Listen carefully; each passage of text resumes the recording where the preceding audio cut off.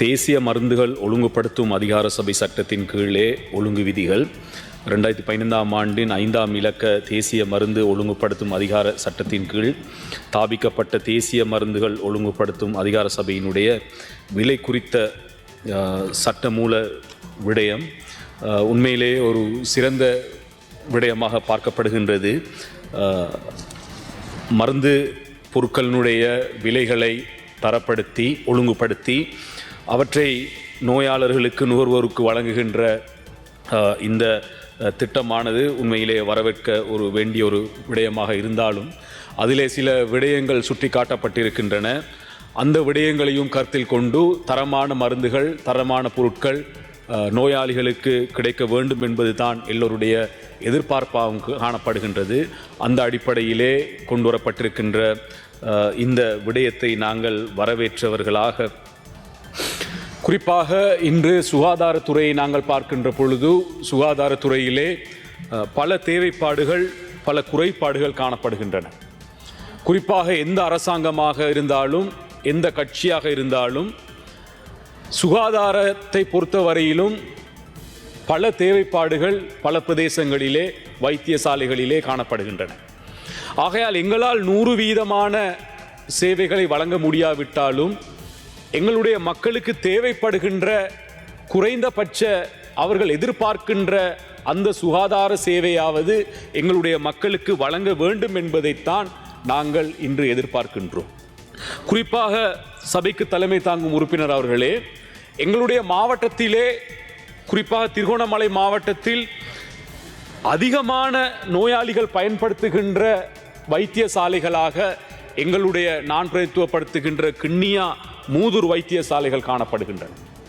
ஆனால் இந்த 2 வைத்தியசாலைகளும் மாகாண சபையினால் அல்லது மாகாண சபையினுடைய கட்டுப்பாட்டின் கீழே இயங்குகின்ற வைத்தியசாலைகளாக காணப்படுகின்ற காரணத்தினால் இவை மாகாண சபையினால் பராமரிக்க முடியுமா, அந்த மாகாண சபையின் கீழே இந்த வைத்தியசாலைகளை இயக்க முடியுமா என்ற கேள்விகள் இன்று காணப்படுகின்றன. குறிப்பாக திருகோணமலை மாவட்டத்திலே காணப்படுகின்ற திருகோணமலை வைத்தியசாலை, அதே போன்று கந்தளாய் வைத்தியசாலை ஒரு மத்திய அரசாங்கத்தின் கீழே காணப்படுகின்ற வைத்தியசாலைகளாக இருந்தாலும் கூடுதலான நோயாளிகள் பயன்படுத்துகின்ற வைத்தியசாலைகளாக இந்த கிண்ணியா மூதூர் வைத்தியசாலைகள் காணப்படுகின்றன. ஆகையால் இந்த மாகாண சபை கீழே காணப்படுகின்ற இந்த வைத்தியசாலைகளை நாங்கள் மத்திய அரசாங்கத்துக்கு கீழே கொண்டு வாருங்கள் என்று சொல்வதன் மூலம் கிழக்கு மாகாணத்திலே இருக்கின்ற அதிகாரங்களை நாங்கள் பிரிப்பதற்காகவோ அல்லது அதிகாரத்தை குறைப்பதற்காகவோ கிடையாது. இன்னும் அந்த பிரதேசத்திலே இருக்கின்ற நோயாளிகள் மக்கள் கூடுதலான சுகாதார சேவையினை சிறந்த முறையிலே பெற வேண்டும் என்பதற்காக நாங்கள் அந்த கோரிக்கையை நாங்கள் இந்த அரசாங்கத்திடம் முன்வைக்கின்றோம். குறிப்பாக பார்க்கின்ற பொழுது பல விடயங்கள் இந்த இடத்திலே இருக்கின்றது, நேரம் காணாது.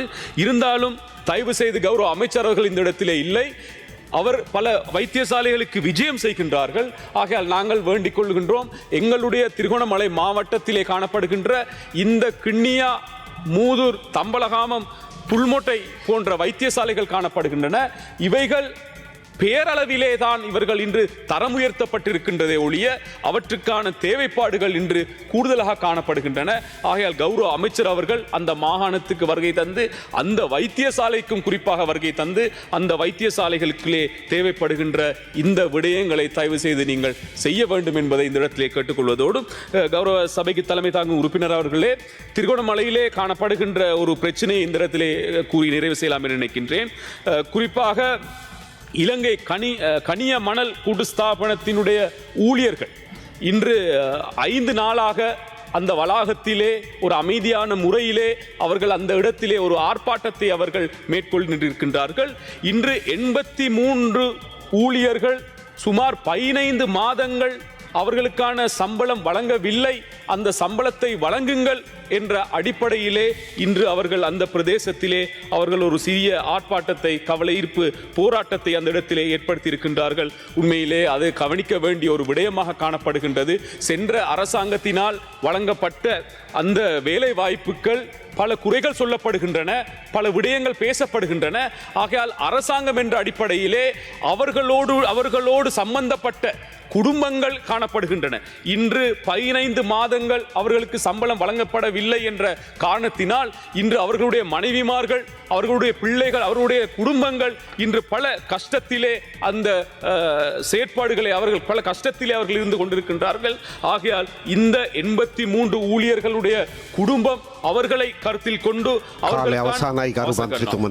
அவர்களுக்கான அந்த நிவாரணங்களை வழங்குவதற்கான நடவடிக்கைகளை அரசாங்கம் எடுக்க வேண்டும். இவர்களும் பல முயற்சிகள் செய்திருக்கின்றார்கள், அமைச்சர்களை சந்தித்திருக்கின்றார்கள், செயலாளர்களை சந்தித்திருக்கின்றார்கள், உரிய அதிகாரிகளிடம் அவர்களுடைய பிரச்சனைகளை அவர்கள் எடுத்து கூறிய இருந்த போதிலும் இன்னும் அவர்களுக்கான அந்த தீர்வு வழங்கப்படவில்லை என்பது ஒரு கவலையான விடயமாக இருக்கின்றது.